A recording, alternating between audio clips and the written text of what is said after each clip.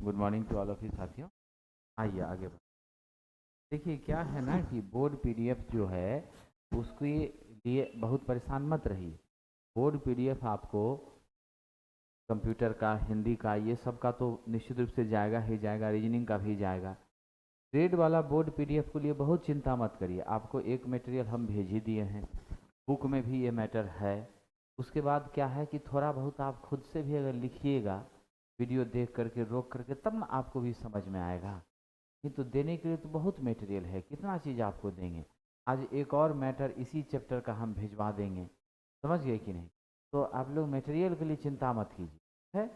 रही बात पढ़ाई की, तो जिस सब्जेक्ट में आपको प्रिंट निकालने वाली व्यवस्था नहीं मिल रही है, वहाँ बोर्ड पीडीएफ की आवश्यकता विशेष है, समझ गए। क्योंकि यहाँ तो समझने वाला चीज़ है, समझा रहे हैं। जो आपका कन्फ्यूजन है, जो पॉइंट है, वो पॉइंट को अगर यहाँ मेंशन करते हैं तो आप भी उसको अपनी कॉपी निकाल करके पढ़ते समय लिखिए, तब आपको फायदा होगा। जो भी छात्र ऑनलाइन जुड़े हैं, क्योंकि ऑनलाइन अगर आप पढ़ते हैं तो सामने कॉपी रखिए, बाद में भी वीडियो आप कई बार देख सकते हैं, ये ऑप्शन आपके पास है।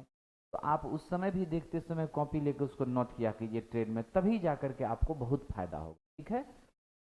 और दूसरी सूचना दे दें कि अभी जस्ट जो है, कल ही हमने एक बच्चे को कहा था, तो उस लड़के ने अप्लाई किया है जनता दरबार के लिए। उसका अप्रूवल अभी नहीं मिला है। जैसे ही अप्रूवल आता है एक आवेदन तुरंत जो है हम लोग लगवाएंगे सीएम के पास कि आखिर क्यों इतना विलम्ब हो रहा है, बार बार आश्वासन देने के बावजूद, ठीक है। तो हम लोग कल की क्लास में कहाँ तक पहुँच गए थे? केतली तक कर लिए थे। चलिए, केतली तक हम लोग कर लिए थे। तो आज हम लोग हॉट प्लेट को देख है। यही यही आपका जो प्रश्न है ना, आपको लगता है कि सिर्फ आप ही प्रश्न पूछते हैं। हमको डेली 500 से ज़्यादा विद्यार्थी प्रश्न पूछते हैं, हम कितने बच्चों को जवाब देंगे। यही जवाब तो हम 2 साल से देते आ रहे हैं। एकमात्र अकेला शिक्षक थे जो प्रोटेस्ट भी 2-2 बार किए, गए भी। आप में से भी बहुत सारा साथी वहाँ पहुँचा था, नहीं तो कोई भी शिक्षक नहीं मौजूद होता है जगह पर। हम तो सबको एकत्रित करके कितना कोशिश की कि भाई जाए। मेरे पास रिकॉर्डिंग है एचआर का, जिसमें स्पष्ट उन्होंने कहा है कि एनी डे वैकेंसी आएगी। वह रिकॉर्डिंग भी मेरे पास रखा हुआ है। तो हम साक्ष्य के आधार पर चल रहे हैं। लेकिन अगर मेरे पास इतनी ताकत होती तो हम 1.5 साल 2 साल बच्चे को इंतजार करवाते, 4 साल करवाते, तुरंत साइन करते और वैकेंसी लॉन्च कर देते। स्वाभाविक सी बात है। तो हमारी भी क्या है, एक मर्यादा है, सीमा है, उसी तक हम रह सकते हैं। हाँ, प्रयास में कमी नहीं करेंगे। किसी विद्यार्थी से ज़्यादा प्रयास शिक्षक होकर मैंने किया है, मैं दावे के साथ। विद्यार्थी को तो 1000 बार वीडियो बनाने के बाद, आप तो साक्षी हैं, आप तो थे ही, 60-62 से ज़्यादा बच्चे नहीं पहुंचे थे, जबकि 40,000 से ज़्यादा विद्यार्थी वीडियो देखा, समझे कि नहीं। 60-62 बच्चे पहुंचे थे। इससे पिछला प्रोटेस्ट में 71 बच्चे पहुंचे थे। अगर छात्रों की संख्या रहती 2000, फिर देखते क्या मजा था। तो आप स्वयं अपने घरों से अपने लिए नहीं निकलते हैं, लेकिन मैं रहता हूं आपके लिए, समझ गए। और आपके प्रश्न का जवाब सरकार को देना चाहिए, मुझे देना पड़ता है। तो मैं आपको यही कह रहा हूं कि वैकेंसी आए, यह मेरी भी प्रबल इच्छा है। और वैकेंसी जल्दी आए, इसके लिए जो प्रयास हो रहा है मेरे व्यक्तिगत माध्यम से हम जरूर कर रहे हैं। अब हम तो कैंडिडेट हैं नहीं, हम डायरेक्ट तो मान लीजिए कोई अपील नहीं दायर कर सकते हैं, तो किसी विद्यार्थी के द्वारा करवाते हैं जिसको आवश्यकता है, ताकि वह छात्र का हित हो जाए, समझ गए कि नहीं। तो पूरा प्रयास है। आपका बहुत सारा मित्र है, वो लड़का शिव नारायण है, पंकज है, ये सब बहुत कोशिश करता है एकदम, हमेशा ये लड़का सब दौड़ता रहता है, जाता रहता है। संघ में भी जाके मिला है, जो मिश्रा जी स्टेटमेंट दिए थे कि वैकेंसी आ रही है, सरकार का अनुशंसा हो गया है। वो विद्युत विभाग की जो एसोसिएशन है, कामगार मजदूर एसोसिएशन, उसके वो अध्यक्ष है, ठीक है। तो एसोसिएशन से भी लड़का सब जाके मिला है। तो हर तरह की बातचीत होती रहती है, प्रयास में हम लोग हैं। लेकिन एग्जैक्ट डेट हम बताने में सक्षम नहीं हैं कि इतना तारीख को इतना बजे आएगी। जब तक कोई प्रक्रिया का प्रोसेस नहीं आगे बढ़ जाएगा, तब तक आपको हम कुछ स्टेटमेंट नहीं दे सकते। हाँ, इतना जरूर है कि वैकेंसी आएगी, सीट भी खाली है, सरकार कब निकालेगी, ये सब चीज़ की जानकारी में हम लोग जुटे हुए हैं। जैसे जैसे मेरे पास जानकारी आती जाएगी, आप लोग को बताते जाएंगे। आपके सामने 2 विकल्प अभी हैं, एएलपी भी सामने है, उसका भी सीट भरना है, टेक्नीशियन की भी वैकेंसी आनी है, कई सारी चीज़ें हैं। तो आप लोग जो हैं पढ़ाई पर फोकस करिए, बाकी वैकेंसी वगैरह ये सब चीज़ों का जो प्रश्न है 12 से 1 जब हम लाइव आते हैं यूट्यूब पर, उस समय आप पूछिए। अभी आपका ही समय बर्बाद होता है, आपका ही टाइम खराब होता है। तो ऐप पर जिस क्लास को आपने पैसा देकर खरीदा है उस क्लास में पढ़ने पर ज़्यादा ध्यान दीजिए। और जो क्लास में आपका पैसा नहीं लग रहा है उसमें गपशप कीजिए ना, स्वाभाविक सी बात है, आपका भी समय बचेगा, हमको भी गप करने में मन लगेगा।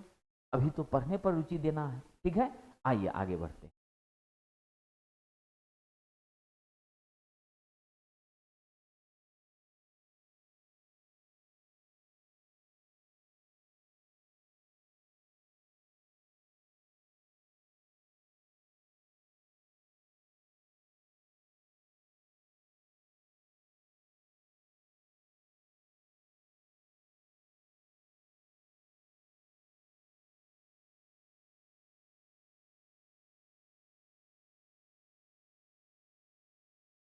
आइए, हॉट प्लेट जो है हमारा ध्यान रखिए। हॉट प्लेट आपका क्या होता है, और सबसे महत्वपूर्ण बात है, हमारी हॉट प्लेट जो है रसोई घर में खाना पकाने के लिए लोगों ने आग से अपने गर्मी से बचे हीटर के माध्यम से। उसके बाद हम लोगों ने साहब, स्वाभाविक सी बात है, हीटर का प्रयोग किया, पानी गर्म किया, अब खाना भी पकाना है। तो खाना पकाने के लिए हम इसका इस्तेमाल कर रहे हैं, हॉट प्लेट का। इसमें भी सब संरचना सेम रहती है। यहाँ भी आपका, इसी को हम इलेक्ट्रिक स्टोव कहते हैं। इसके ऊपर का भाग देखिए, आराम से इस पर आप रोटी रख करके रोटी पका सकते हैं। अगर आपका प्लेन स्ट्रक्चर वाला कढ़ाई होगा, ठीक है, क्या होगा, आपका प्लेन स्ट्रक्चर वाला कढ़ाई होगा तो उस कढ़ाई के माध्यम से इस पर आप रख, क्योंकि गोल पेंदी वाला रहेगा तो ये तो गिर जाएगा ना। अगर आपका प्लेन रहेगा, कुकर है, तो आराम से इस पर रख करके आप बड़े मजे से क्या कर सकते हैं, खाना भी पका सकते हैं। अब देखिए, इसे तवे के रूप में हम आराम से प्रयोग करते हैं और रोटी भी हम सेकने का काम करते हैं। तो साथियों, इसमें जो क्वेश्चन आएगा वो यहाँ पर सबसे महत्वपूर्ण प्रश्न क्या है उस पर ध्यान दे दीजिए। प्रश्न आपका ये रहेगा कि इसमें हीटिंग एलिमेंट का तापमान कितना रहता है। तो आपका जवाब होगा 550 से 700। कितना रहेगा, 550 से 700 रहेगा, ये ध्यान रखिएगा। चलिए, अब आपको मैं छोटी सी बात बता दूं, इसका जो क्वाइल है वो कैसा देख रहे हैं आप, गोल स्ट्रक्चर में। आपके मन में सवाल आएगा, भाई गोल क्यों रहता है, बताइए जरा सा, क्यों गोल रहता है हमारा। गोल इसीलिए रहता है, अगर यह गोल नहीं होगा तो हम क्या करेंगे, गोल नहीं रहेगा, चौड़ा रहेगा तो हीट फैलेगा ना। गोल है तो हीट एक जगह एकत्रित है। आप क्या चाहते हैं, हमारे तार की लंबाई जितनी बढ़ती है प्रतिरोध बढ़ता है, प्रतिरोध बढ़ता है तो हमारा हीट भी बढ़ता है। अब यहां ध्यान दीजिए,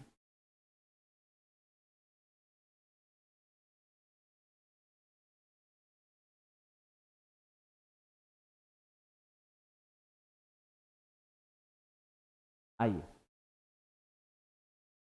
हेलो हेलो, साउंड तो बिल्कुल ठीक है विद्यार्थी जी, साउंड की कोई समस्या नहीं है। आप अपने इंटरनेट कनेक्टिविटी को ज़रा चेक करिए या रिफ्रेश करिए, फिर आपको सही हो जाएगा। मैं यहाँ चर्चा ये कर रहा था कि यहाँ पर जो साहब हमने कॉइल लिया है, आपका नाइक्रोम का हमने जो स्ट्रक्चर लिया है, नाइक्रोम की तार को हम कैसे लपेटते हैं, गोलाकार स्ट्रक्चर में लपेटते हैं। 220 वोल्ट का इसको हम एसी सप्लाई समान रूप से देते हैं। और आप देख लीजिए, गोलाकार रखने का तात्पर्य यही होता है, आप डब्बा या कवर भले कैसा बना दीजिए, ठीक है, चौखुट बनाइए, गोल बनाइए, उससे मतलब नहीं है। लेकिन हमारा जो बर्नर है, दैट मीन्स हमारा जो स्ट्रक्चर जहाँ पर गर्मी मिलेगी, उष्मा मिलेगी, वह आपका जरूर कैसा रहना चाहिए, गोल रहना चाहिए। जब ये गोल रहेगा तो एक जगह एकत्रित हीट आपकी होगी, और जब हीट एकत्रित होगी तभी तो खाना आपका बेहतर तरीके से बन पाएगा, ठीक है। तो हमारा ये रहा आपका ऑन ऑफ का स्विच, यहाँ इंडिकेटर है, ये नोब है, रोटरी स्विच है। क्या है, यह नोब है, रोटरी स्विच है। और रोटरी स्विच में ध्यान रखिएगा, रोटरी स्विच की खासियत यह है कि आपको घुमाते हैं आप। ये जो स्विच है आपका क्या है, टॉगल स्विच है, पुश बटन स्विच है। दैट मीन्स ये एक होता है ऐसे अंदर दबाने वाला, ये आपका टॉगल है ऊपर नीचे करने वाला, ठीक है। ये आपका क्या है, रोटरी स्विच है। इस स्विच को आप ऐसे ऐसे घुमाते हैं। आजकल देखते हैं ना, जो इलेक्ट्रॉनिक रेगुलेटर फैन का आता है, इस तरह से आप, जैसे रेडियो में हम लोग ट्यूनिंग सेट करते थे, वैसे घुमा घुमा करके हो रहा है कि नहीं हो रहा है? तो जो स्विच घुमा के काम करता है उसे क्या कहते हैं? रोटरी स्विच कहते हैं। ठीक है, अब आइए यहां जो है साहब इसमें दो हॉट प्लेट होती हैं। ऐसा इसीलिए मैं कह रहा हूं कि इसके ऊपर का भाग तो माइल्ड स्टील का बना होता है जो समतल आकृति की रहती है, समतल आकृति की रहेगी, बिना तावा के भी रोटी आप उस पर पका लेंगे आराम से, कोई दिक्कत नहीं है। अब इसमें जो है इसके नीचे जैसे विद्युत केतली में आपने हीटिंग एलिमेंट लगाया था, ठीक उसी प्रकार का यहाँ भी हीटिंग एलिमेंट गोल जैसा है। अब उस हीटिंग एलिमेंट के बारे में क्या जान रहे हैं? उसके नीचे के भाग में तो हीट नहीं भेजना है आपको हीट कहाँ भेजना है? ऊपर जो कि स्टेनलेस स्टील में जाए, तो वहां जो आप लपेटिएगा वहां जो कॉइल आपका रहेगा उस कॉइल के निचले भाग में लगाएंगे हम किस चीज का प्रयोग करेंगे साहब? पोर्सिलीन स्लैब का प्रयोग करेंगे या फायर क्ले का प्रयोग करेंगे। ये दोनों चीजें उष्मा को क्या करती हैं? रोकने का काम करती हैं, अवशोषित करने का काम करती हैं, ताकि वह ऊपर ही रहे, नीचे की तरफ उष्मा का विस्तारण क्षरण नहीं हो, डैमेज नहीं हो। ठीक है कि नहीं? डिस्पर्स नहीं हो। तो ऐसी परिस्थिति में ये फायर क्ले से क्या समझते हैं? आपने देखा होगा कि हम पुराने समय में चूल्हे पर खाना बनता था, उस चूल्हे के भीतरी भाग में भी मिट्टी जो है ऐसे लगाया जाता था। वह मिट्टी देखते होंगे एकदम लाल हो जाता था, है कि नहीं है? लेकिन साहब वो जल करके राख नहीं बनता था, लेकिन लाल हो जाता था। दैट मीन्स उसमें ताप सहने की क्षमता क्या है? बढ़ जाती थी। तो हमें ताप सहने की क्षमता अधिक वाला मिट्टी या नहीं तो हमको पोर्सिलीन का स्लैब वह हमको क्या करना होगा? बनाना पड़ेगा। ठीक है, ये ध्यान रखिएगा। चलिए अब यहां पर आते हैं। अब यहां पर ध्यान दीजिएगा साहब, समझने वाली बात है। देखिए आप लोगों को जहां भी जिस भी चीज का प्रॉपर नहीं अरेंजमेंट है वो सब अरेंजमेंट हो चुका है। अगर कहीं कोई कमी है तो मैं आज फिर से चेक करवा लेता हूं और उसको ठीक करवा देता हूं। ठीक है, आप लोग थोड़ा सा पेशेंस रखें, जल्दी ही हो जाएगा साहब। यह प्रायः क्या होता है? दो कॉइल वाला होता है। दो कॉइल इसीलिए ताकि हम यहाँ पर हीट की मात्रा को नियंत्रित कर सकें, जरूरत के हिसाब से उच्च, मध्यम और लो। यानी आपको जब चाहिए मीडियम टेम्परेचर पर काम करें, अधिक टेम्परेचर पर काम करें, कम टेम्परेचर पर काम करें, क्योंकि हमेशा आप खाना भी पकाते हैं तो फुल आंच, फुल ताव, पूरा हीट हमेशा दिए नहीं रहते हैं, नहीं तो आपका भोजन सब्जी क्या होगा? जल जाएगा। तो हम अपने आवश्यकता के अनुसार इसकी मात्रा को भी क्या करते हैं? नियंत्रित करते हैं। तो साथियों ध्यान रखिएगा, इसकी कार्य प्रणाली की अगर बात करें तो बिल्कुल आपका उष्मक तंतु लगा हुआ है। हॉट प्लेट नीचे से गर्म होता है और जैसे ही गर्म होता है तो ऊपर में हम बर्तन रख करके या तो हम रोटी सेक लें या ब्रेड सेक लें। ठीक है, जरूरत पड़े तो हम खाना भी पका लें। ठीक है, आइए साहब अब ध्यान देते हैं साथियों, विद्युत cooking range, electric cooking range. ये कुकिंग रेंज का मतलब होता है एक साथ कई सारा खाना बनाना। दैट मीन्स कि अगर आपके घर में मान लीजिए सब लोग जॉब वाले लोग हैं तो वैसी परिस्थिति में आप क्या करते हैं? 4 बर्नर वाला चूल्हा रखते हैं, एक पर दाल, एक पे चावल, इधर सब्जी बन रहा है, उस पे जो है कुछ और हो रहा है। तो आप एक साथ 4 चीजें चढ़ा देते हैं ताकि आधे घंटे से 45 मिनट के भीतर टोटल चीज आपका रेडी हो जाए और सब अपना खा करके ड्यूटी पर निकल जाए। मतलब एक साथ कई काम को करने की जो व्यवस्था है और वो इलेक्ट्रिकल सप्लाई के द्वारा करना, ये किसके अंदर आता है? कुकिंग रेंज के अंदर। इसमें देखिए क्या क्या जुड़ा हुआ है। इसमें जुड़ा हुआ है इलेक्ट्रिक स्टोव, इसमें जुड़ा हुआ है हॉट प्लेट, इसमें रोस्टर चेंबर भी है। रोस्टर के अंदर हम चीजों को पकाते हैं, जैसे बैगन पकाना है, समझ गए कि नहीं? टमाटर पकाना है तो उसको आप क्या किए? अंदर डाल दिए, हॉट चेंबर है, पक गया, फिर अपना ढक्कन खोल के निकाल दी। तो आपको कितना टाइम तक पकाना है, कितना क्या करना है, वो सब आपको चेक करते रहना होगा। पोजीशन क्या है उसका, जल तो नहीं गया कहीं, ये सब आपको निगरानी रखनी है। ठीक है, अब यहां पर देखिए तो ये मेरा 4 पोजीशन पर यह भी काम करता है। ये ऑफ पोजीशन है, ये हाई हीट, ये आपका मीडियम हीट, व आपका लो हीट। हर एक पोजीशन पर हमारी जो कनेक्शन है वो क्या होती हैं? शिफ्ट होती जाती हैं, चेंज होती जाती हैं। तो इसमें हम लोग नॉर्मली 2 इलेक्ट्रिक स्टोव रखते हैं, 2 हॉट प्लेट रखते हैं, 1 रोस्टिंग चैम्बर होता है। तो 5 चीजों का यहाँ पर कॉम्बिनेशन होता है और टोटल जो संरचना है जैसा इलेक्ट्रिक स्टोव में था, सबका कॉइल गोल जैसा, और सबके साथ हमने नोब लगा दिया, आगे पीछे कम ज्यादा करने वाला, साथ ही साथ इसमें हम लोग एक अलग से क्या लगाते हैं साथियों, अलग से हम यहाँ पर देखिए तस्वीर में थर्मोस्टेट भी लगाते हैं। थर्मोस्टेट लगाने से हमें क्या फायदा होता है, तो तापमान हमारा नियंत्रित रहता है। हम जितना पर सेट कर दें, जितना तक रखना चाहें गर्म, उतने तक होगा। उसके बाद ऑटोमेटिक सप्लाई मेरी क्या हो जाएगी, डिस्कनेक्ट हो जाएगी। तो ये मामला होता है, ठीक है। अब यहां ध्यान दीजिएगा कि आपका यह वाला जो पोर्शन है दोस्तों, ये हमारी सप्लाई का टर्मिनल है। देख रहे हैं 1 2 3 3 पिन का सॉकेट है हमारा, और इसके साथ हम 3 पिन का प्लग लगा के ही इसको कनेक्शन देते हैं। कनेक्शन देने के बाद यहाँ टाइमर सेट है, आपको सेट कर देना है कि कितने टाइम तक के लिए आपको मशीन को मतलब कुकिंग रेंज को ऑपरेट करना है। जितना आपने सेट किया वो टाइम पूरा होगा, तुरंत आपका क्या हो जाएगा, ऑफ स्विच ऑपरेट होकर के सप्लाई डिस्कनेक्ट हो जाएगी, आपकी पावर आनी बंद हो जाएगी। अलग अलग जगहों पर अलग अलग तरह का काम आप कर लेते हैं, सभी के बीच में इंसुलेशन रहता है। ये आपका बैक यूनिट है, जिसके माध्यम से आप क्या करेंगे, बैक यूनिट दैट मीन्स कि आपका मेन सप्लाई अगर बहुत ज़्यादा हीट हो गया, ठीक है, आप कुछ चीज़ें आपका अंदर भी चला गया, हालांकि जाने का प्रयास नहीं रहता, पैक रहता है, चला गया तो हम इसको निकाल करके खोल करके मरम्मत करना, इसकी देखभाल करना, या कहीं कुछ गड़बड़ी है तो उसको ठीक करना, ये सब काम हम बड़ी आसानी से इसके द्वारा करते हैं। थर्मोस्टेट भी लगा हुआ है जो कि सेंसर का काम कर रहा है, आपके हीट की मात्रा के हिसाब से उसको नियंत्रित कर रहा है, और यदि कम ज़्यादा हो रहा है तो सप्लाई को वह ऑपरेट करने में आपकी मदद कर रहा है। तो यही इसका समान प्रक्रिया होता है। यहाँ पर जो क्वेश्चन आपसे पूछा था वो क्वेश्चन यही पूछा था साहब, हॉट प्लेट को हम लोग हाई, मीडियम और लो टेम्परेचर पे ऑपरेट करते हैं। 4 स्थितियां इसमें स्विचिंग ऑपरेशन की होती हैं। देख लीजिए क्या क्या स्थितियां होती हैं। पहली जो स्थिति होती है स्विच की, क्वेश्चन पूछा था दूसरी स्थिति में क्या होगा, तो यहां पर हम लोग जनरली समझते हैं क्या कि पहला ऑन या ऑफ होगा, दूसरा लो होगा, तीसरा मीडियम होगा, चौथा मेरा हाई होगा। लेकिन यहाँ वैसा नहीं रहता है, इसमें थोड़ा सा चीज क्या होता है, अपोजिट रहता है। तो स्विच की प्रथम स्थिति में उपकरण क्या रहेगा, ऑफ रहेगा। दूसरी स्थिति में आपका हीटिंग एलिमेंट के दोनों भाग आपस में पैरेलल होते हैं। पैरेलल होने से फायदा होता है, आपकी वोल्टेज दोनों को बराबर मिलती हैं, वोल्टेज बराबर मिलती हैं, और एक में गड़बड़ी होने पर दूसरे का ऑपरेशन चलता रहता है, दूसरा बंद बिल्कुल भी नहीं होता है, ये फायदा है। तो दूसरी स्थिति मेरी किसको बताती है, यहाँ उच्च तापमान को बताती है। तो क्वेश्चन इसी जगह हम लोग फंसते हैं, विद्युत कुकिंग रेंज में आपका दूसरी स्थिति जो हमारे स्विच की है वह किस बात का द्योतक है, तो आप जवाब दीजिएगा उच्च तापमान का द्योतक है। दूसरा स्विच दबाने पर हीट हमको ज्यादा मिलेगा, ठीक है। पहला स्विच दबाने पर हमारा ऑन या ऑफ होगा।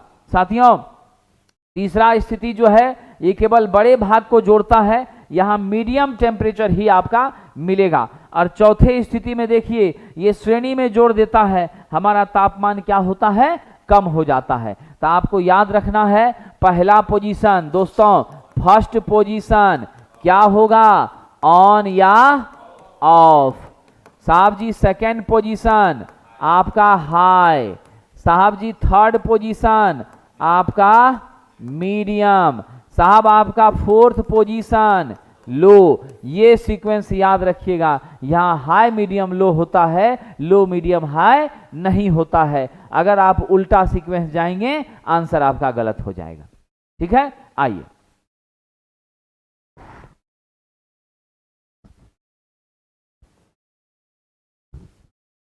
आइए आगे बढ़ते हैं।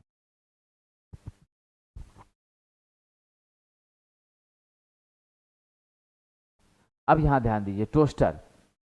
अब जो मेरा टोस्टर है देखिए वो क्या होता है, टोस्टर समान रूप से आपका क्या होता है, ब्रेड को सेकने वाला है, ठीक है, ब्रेड को सेकने वाला।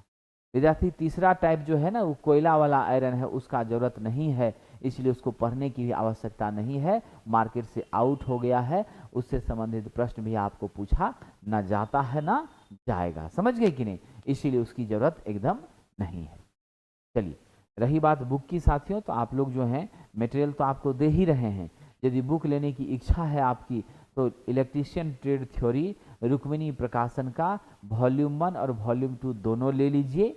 यदि पैसेंस रखना चाहेंगे तो कुछ दिन पैसेंस रखिए, जब नोटिफिकेशन का हम देखते हैं स्थिति क्या रहती है तो एक स्पेशल बुक इसके लिए निकल जाएगी। रेलवे के लिए एक स्पेशल बुक 2 से 3 दिन के अंदर लॉन्च हो रही है, ओनली फॉर रेलवे, उसमें थ्योरी पूरा समावेश है और रेलवे के प्रश्नों का संकलन है, समझ गए। तो वो बुक मार्केट में आ रही है, आपकी इच्छा होगी तो आप उसको भी ले सकते हैं, और नहीं तो आप मटेरियल हम आपको दे ही रहे हैं, उसके माध्यम से अपनी पढ़ाई करिए, या वॉल्यूम 1 वॉल्यूम 2 दोनों लेकर के अपना पढ़ाई चालू कर दीजिए। वॉल्यूम 1 वॉल्यूम 2 ले लीजिएगा तो आपको जीवन में फिर दूसरा किताब खरीदने का जरूरत ही नहीं पड़ेगा, उसी से सब काम हो जाएगा, ठीक है। तो ये आपकी अपनी इच्छा पर है, जैसे जैसे समय बीतता जाएगा आपको आवश्यकता के अनुसार चीजें हम बताते चले जाएंगे, ठीक है। तो कुछ कुछ चीजों को कॉपी पर करने का आदत बनाइए, तब रिजल्ट होगा। तब प्रायः 2 या 4 ब्रेड का पीस हम लोग सेकने के लिए इसका इस्तेमाल करते हैं, ये ध्यान रखिएगा। अब यहां तो आपने जो टोस्टर देखा उसमें 2 ही ब्रेड सेक रहे हैं। अब आपका अलग अलग खांचा है, सब में ब्रेड फंसाते हैं। इसके माध्यम से हम क्या करते हैं, ऊपर नीचे करके आपका नीचे कर दीजिए, ब्रेड डाल दिए, फिर ब्रेड निकालना है तो ऊपर कर दिए, आराम से पकड़ के निकाल लिए। ये मेरा तापमान को नियंत्रित करने के लिए ये स्विच लगा हुआ है, कम ज्यादा करने के लिए, ठीक है। इधर आपका क्या है, इंडिकेटर लगा हुआ है। इसके भी अंदर में कोई विशेष स्ट्रक्चर नहीं होती है, इसमें भी साथियों आपका क्या होता है, पैरेलल अरेंजमेंट में हमारा ब्रेड अटैच्ड रहता है। और इसको पूरी तरह से कैसे सेट करते हैं, हम वर्टिकल पोजीशन पे सेट करते हैं, ठीक है। यानी आपका खांचा कैसा रहता है, वर्टिकल, और नीचे पूरा का पूरा बेस मेरा कैसे जुड़ा रहता है, सीरीज में। तो बेस रहता है सीरीज में और खांचे रहते हैं पैरेलल, क्योंकि खड़ा खड़ा रखने पर ब्रेड की सिकाई प्रॉपर होगी, ठीक है। और ये अलग अलग वाटेज का होता है, आपका 600 का, 750 का, 1000 का और 1250 वाट का होता है। हालांकि इसमें भी जो आप लोग हीटिंग एलिमेंट लेते हैं, ये ध्यान रखने वाली बात है, यहां भी आपका हीटिंग एलिमेंट किसका रहता है, माइका की सीट पर नाइक्रोम का तार लपेट करके, समझ गए। जैसे आयरन में करते थे, माइका सीट पर नाइक्रोम तार लपेटते थे, वैसे यहां भी क्या करेंगे, माइका सीट पर नाइक्रोम का तार लपेटेंगे, वही आपका हीटिंग एलिमेंट के रूप में क्या करेगा, काम करेगा, इसमें कोई शक नहीं है, ठीक है। आइए अब यहां पर ध्यान दीजिए, यह भी बिल्कुल उसी तरह की प्रक्रिया में काम करता है। हमें जितना ब्रेड सेकना है, जितना पीस का टोस्टर हमने खरीदा है, उसी को हम लेंगे, सप्लाई देंगे। सप्लाई जैसे दिया, ब्रेड पीसेस को हम पुश बटन से नीचे दबाएंगे। जैसे मेरा ब्रेड नीचे गया, नीचे जैसे ब्रेड जाता है, आपका तुरंत टोस्टर क्या होता है, ऑन हो जाता है। जब तक ब्रेड नहीं दीजिएगा ऑन नहीं होता है। तो ब्रेड देके दबाए, पुश बटन प्रेस हुआ, तुरंत आपका सप्लाई चालू। सप्लाई जैसे ही चालू हुआ तो 4-5 मिनट आपको अपना अनुमान लगाना पड़ेगा कि कितना देर में मेरा ब्रेड सिक जाएगा, ठीक है। हो सकता है 1.5 से 2 मिनट में भी हो जाए, ठीक है। तो आपको अपने समय के अंदाजे के हिसाब से आप एडजस्ट करिए, और उसके बाद पुश बटन को फिर से दबाइए, आपका सप्लाई भी ऑफ हो गया। अब ब्रेड भी आपका क्या होगा, ऊपर फेंक देगा, ऊपर की तरफ आ जाएगा, और फिर आराम से आप उसको निकाल लिए। तो यहाँ टाइमर वगैरह सेट नहीं रहता है, आपको अपने व्यक्तिगत अनुभव के आधार पर तय करना होता है कि कितनी देर तक हमको सेकना है या नहीं सेकना है, ठीक है। ज्यादा करिएगा तो जल जाएगा। अब आइए, हम लोग जाड़े के मौसम में भी स्नान करते हैं, तो स्नान करने के लिए हम लोगों को पानी गर्म करना पड़ता है। तो नॉर्मली हम लोग इमर्सन रड का ही क्या करते हैं, प्रयोग कर लेते हैं। तो इमर्सन रड का इस्तेमाल हम लोग आसानी से पानी को गर्म करने के लिए करते हैं, इसमें कोई शक नहीं है, ठीक है। चलिए आइए आगे बढ़ते हैं। अब यहां पर ध्यान दीजिएगा,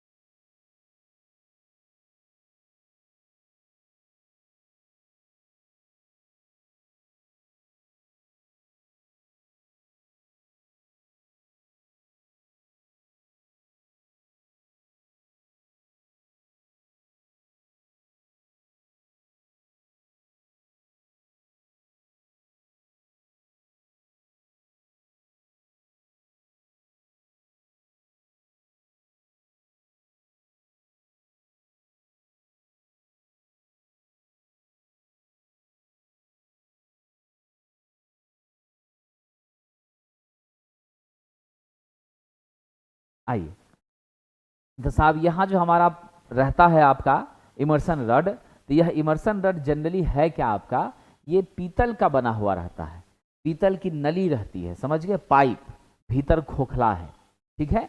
और ये जो भीतर खोखला है, ठीक है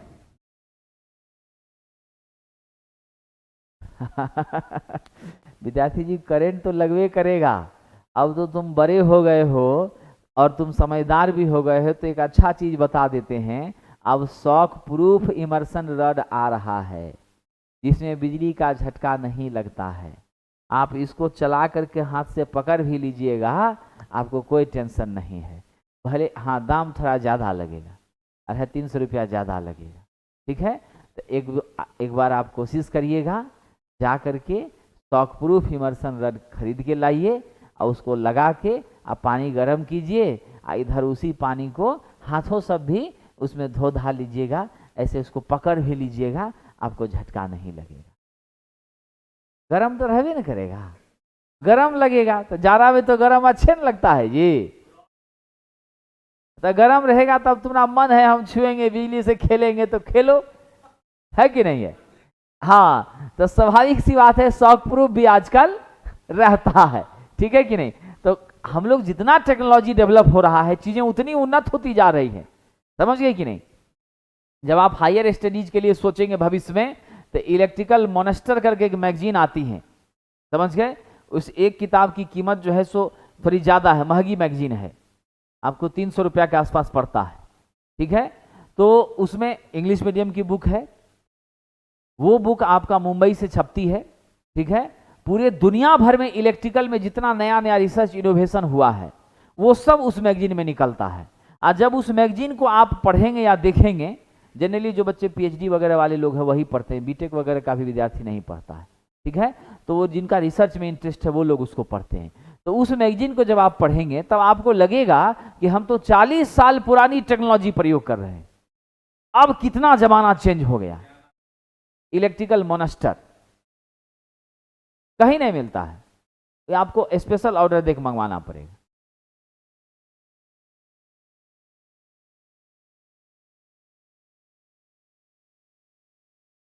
देखिए नहीं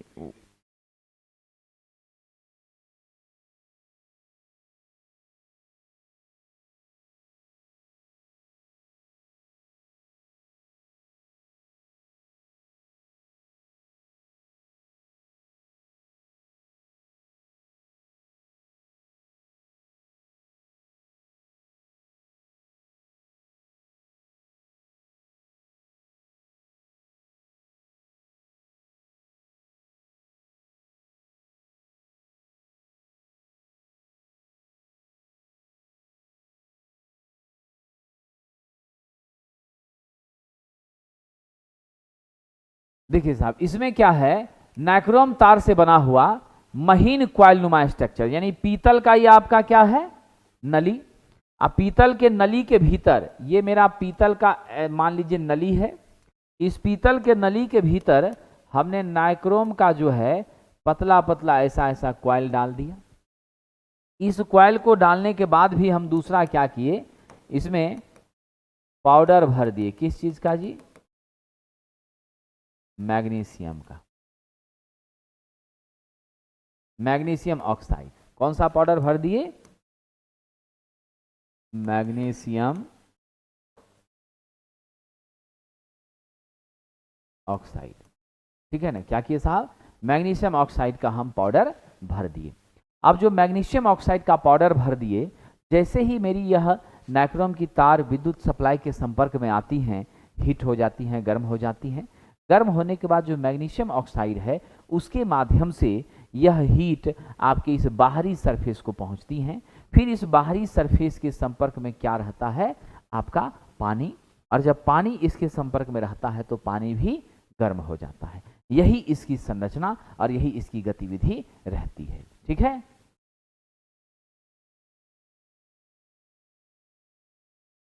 आइए विद्यार्थियों, अब इसमें कोई शक नहीं है कि हमारा यह जो है बहुत अच्छा उपकरण है, और इसके पीछे का एक सच्चाई आप जानिए। यहाँ पिछले हिस्से में एक आपका जो है एक ऐसा डंटा जैसा छोटा सा निकला रहता है। वह जो निकला रहता है उस पर आप देखिएगा इस तरह का संकेत बना रहता है। वह क्यों रहता है? एक तो इसको बाल्टी के नोक में फंसा के होल्ड भी रखता है, और दूसरा क्या, तो बाल्टी के किनारे के संपर्क में जब ये आता है अर्थिंग प्रदान करता है, जिससे लीकेज करंट जो है वह आपके अर्थ में चली जाती है। आपको बाल्टी के बाहरी बॉडी पर झटका लगने की संभावना नहीं रहती है। ठीक है। और दूसरी सावधानी, यह हमेशा 2/3 से ज़्यादा भाग पानी में डूबा रहना चाहिए। अगर आप आधा हिस्सा पानी में डुबा के रखते हैं और चले गए स्विच बंद ऑन करके आते हैं सब्जी उब्जी लेके, फिर तब तक गर्म हो जाएगा, उसका दुष्परिणाम क्या होगा? जनरली आजकल लोग फाइबर वाली बाल्टी यूज़ करते हैं, है ना, आपका बाल्टी गल जाएगा जब तक आइएगा तब तक, क्योंकि किसी भी हाल में इस रड के बॉडी का हमारे बाल्टी के बॉडी के साथ संपर्क नहीं होना चाहिए। पानी में अगर डूबा हुआ है सेफ और सुरक्षित है, हीट पानी के अंदर जा रहा है। यदि पानी से ऊपर हो गया तो आपको बाल्टी को क्या करेगा? जला देगा, गला देगा, निश्चित रूप से नुकसान आपका हो जाए। हाँ, उसमें भी यूज कर सकते हैं, लेकिन पानी भरा रहना चाहिए। ठीक है। साथ ही साथ आपका ये जो भाग है अर्थिंग वाला पोर्शन, वो उस बाल्टी के साथ टच रहना चाहिए।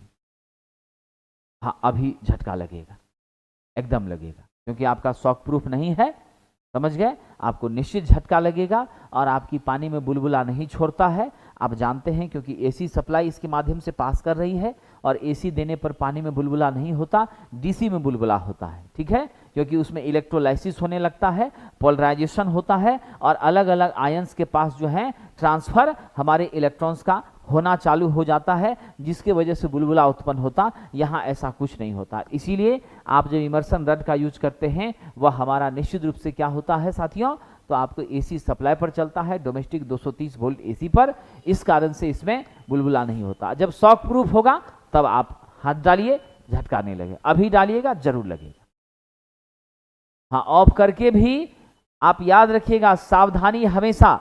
हम लोग एक भूल में रहते हैं, हम लोग अपने घर का सप्लाई को ऑफ कर देते हैं, मेन स्विच ऑफ कर देते हैं, और 6-10 दिन के लिए गेस्ट के यहाँ चले जाते हैं, सोचते हैं सब चीज ठीक है, कोई दिक्कत नहीं है, और उसी बीच में बारिश होती है, आपका लाइटिंग सर्ज होता है, ठनका गिरता है, तड़का गिरता है, वैसी परेशानी होती है। हमने अपने घर में क्या किया हुआ है, रड हम लोग छत पर निकाल के छोड़ देते हैं, लेकिन उस रड को निकालने के बाद उस रड से पतला कॉपर का तार साइड से ले जा करके जमीन में गाड़ते नहीं हैं।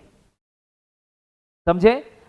आप कितनी बड़ी गलती कर रहे हैं, जरा सोच लीजिए। आपने रड जो निकाल दिया वह रड तो सुग्राही है आपके लाइटनिंग सर्ज का, जो ठनका गिर रहा है उसको तो स्वीकार कर रहा है, कह रहा है कि आओ जल्दी मेरे पास आ जाओ। अब ठनका को बुला रहा है, बुलाने के बाद उसको रास्ता छोटा वाला देना पड़ेगा ना कि धरती में चले जाए। आप तो उसको शॉर्टेस्ट पाथ दिए नहीं, उसको तो आप अपने घर के सभी रड में फैला दिए चारों ओर, वो सारा का सारा एब्जॉर्ब करके आपके घर के ऊपर चल गया, छा गया, आपके घरे पर वह पूरा का पूरा कंसंट्रेट हो गया।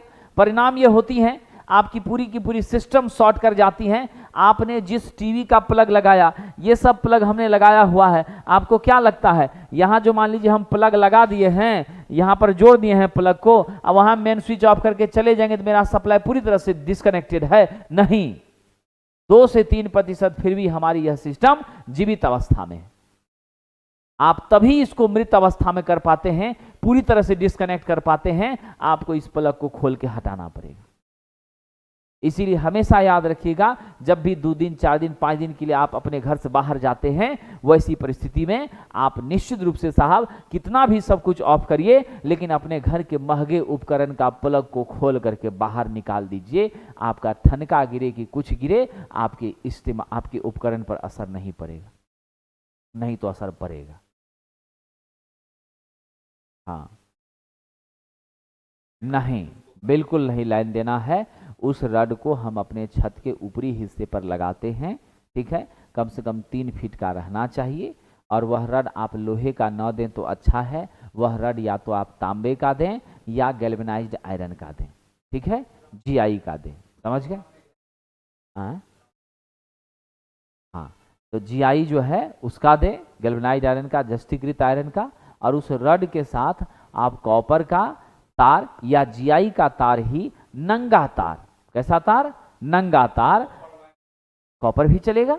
अगर कॉपर का आपने दिया है रड तो कॉपर का यूज, कवर वाला नहीं यूज करना है, समझ गए?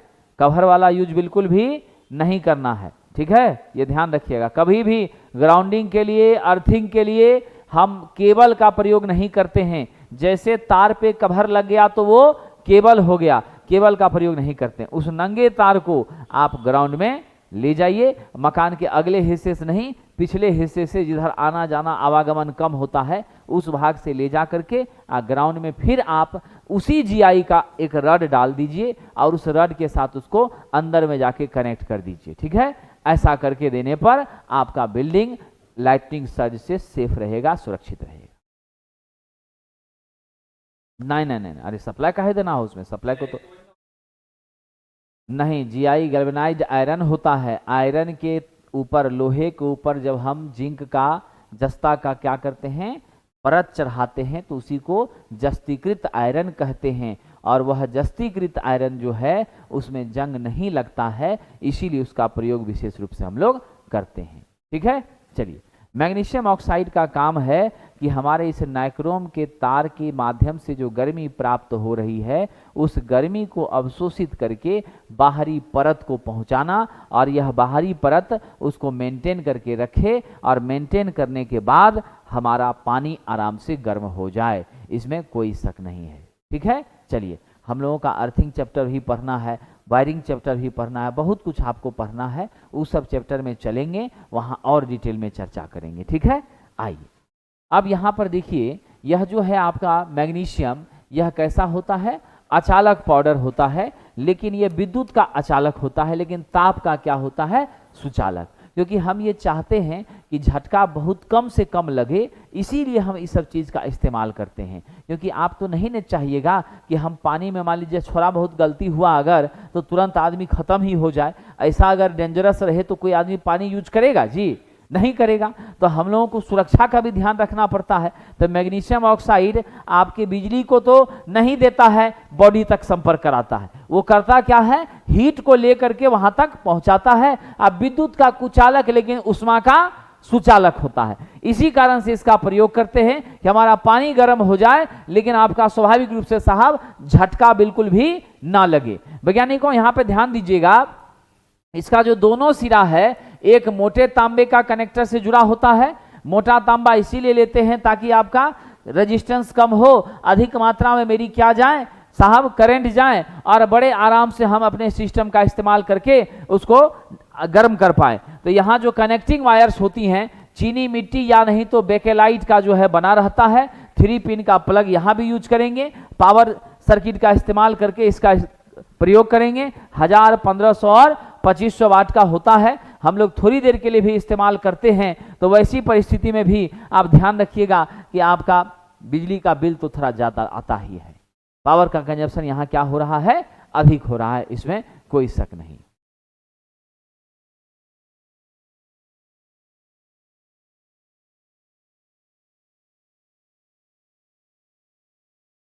विद्यार्थी जी, आपके घर के अंदर कहीं भी अगर गैल्वेनाइज्ड आयरन या फिर कॉपर का वायर ग्राउंडिंग या अर्थिंग के पर्पज से लिया जा रहा है तो वह आपकी सुरक्षा के लिए लिया जा रहा है, मनुष्य के जीवन की सुरक्षा के लिए लिया जा, ठीक है।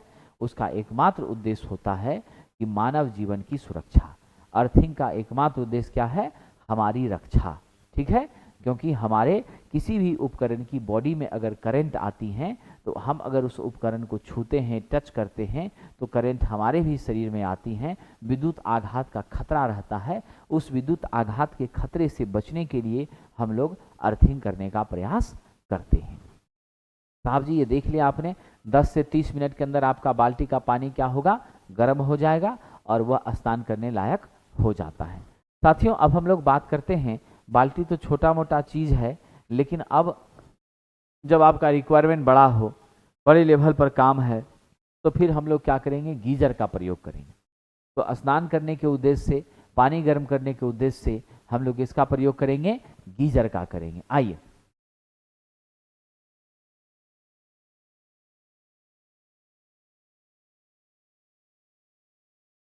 अब यहाँ पर ध्यान दीजिए, गीजर आपका एक प्रकार का क्या है साहब, वैद्युतिक उपकरण है।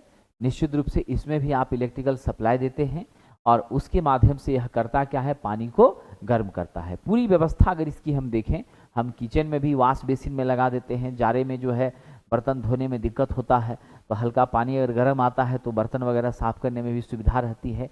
बाकी बाथरूम में लगा देते हैं, स्नान करने के लिए भी पानी की ज़रूरत रहती है, उसमें भी आपकी मदद करता है।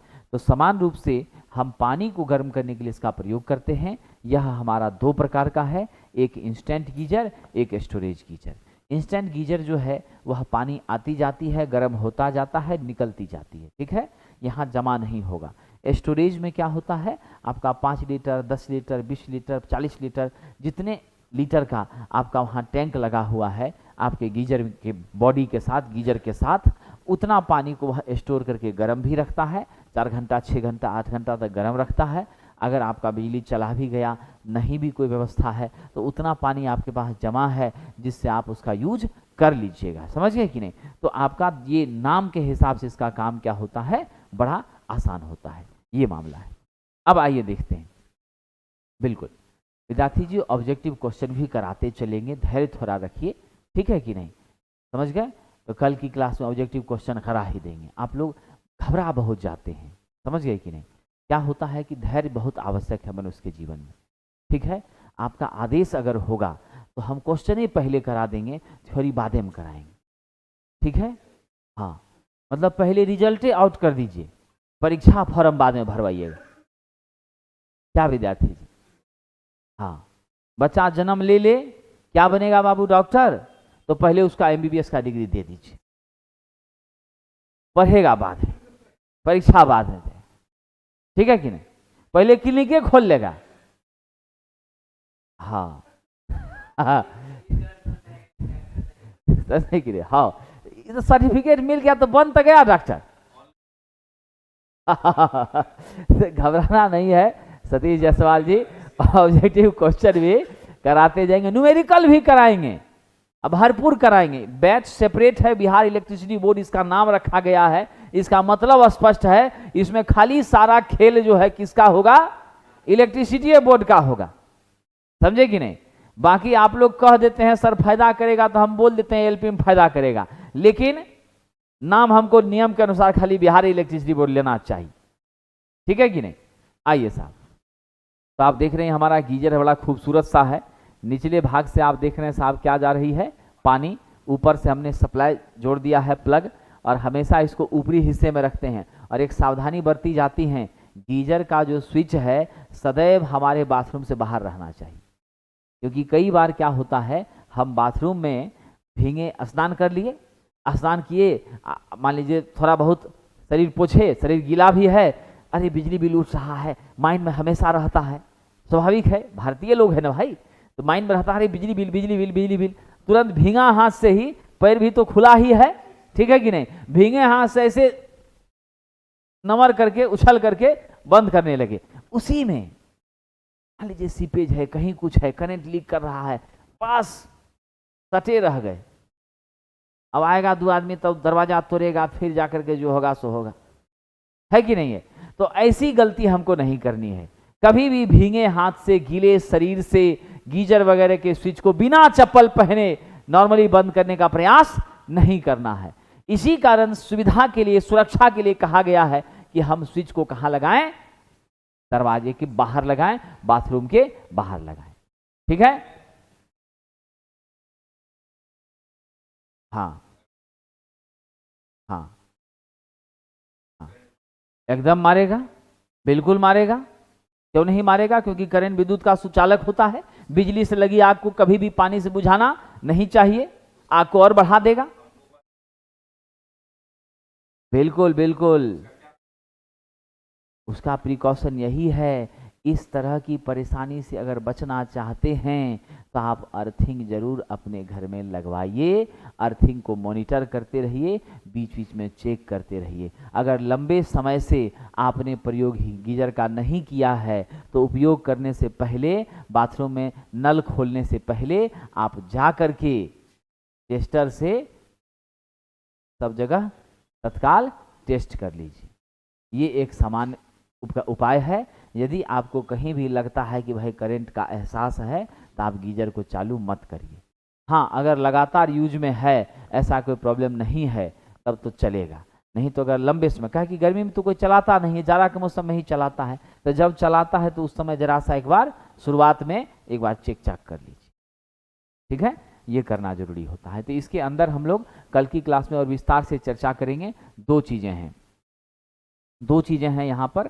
इसमें सबसे महत्वपूर्ण बात क्या है कि हमारी बाहर वाली जो केस है, बाहरी केस के भीतर एक अलग से केस होता है, दो बर्तन होता है, एक बाहर वाला, एक भीतर वाला। बाहर और भीतर के बर्तन के बीच में बहुत हाईलाइटेड क्वेश्चन जो बहुत बार पूछा गया, ग्लास उल भरा रहता है। ये ग्लास उल अंदर की गर्मी को बाहर नहीं जाने देता और बाहर की ठंडक को अंदर प्रवेश नहीं करने देता। ये जैसा आप साइकिल पर चढ़ते होंगे बचपन में, उसका सीट कवर जब उखड़ता होगा तो पीला कलर का फोम आपको निकलता होगा, उसी फोम जैसा वो तो गदगद करता है, मुलायम रहता है, यह उसी के रंग का होता है, लेकिन यह भरा भरा रहता है, समझ गए, और बड़ा हार्ड रहता है। आप हॉटकेस देखे होंगे रोटी गर्म रखने वाला, कभी वो पुराना हो जाए तो उसका ढक्कन को ऐसे खोल दीजिए, जब उसका ढक्कन को ऐसे फैला के खोलिएगा तो पीला पीला आपका फरमा जैसा, फोम जैसा निकलता है, वही उसको फोड़ते होंगे जल्दी फूटता भी नहीं होगा, वो आपका क्या है, ग्लास उल है। वो ग्लास उल आपकी भीतरी गर्मी को भीतर ही मेंटेन रखता है, अब बाहरी ठंडक को प्रवेश करने से रोकता है, बैरिकेटिंग का काम करता है, जिससे एक पर्टिकुलर टाइम तक हमारा यह पानी अंदर में गर्म रहता है। तो साथियों, हम लोग कल इस पर और विशेष चर्चा करेंगे। आज यहीं रुकते हैं। कल हम लोग जितना पढ़े हैं उस पर आपके मित्र का आदेश हुआ है, उनका भी सम्मान करना मेरा परम कर्तव्य है।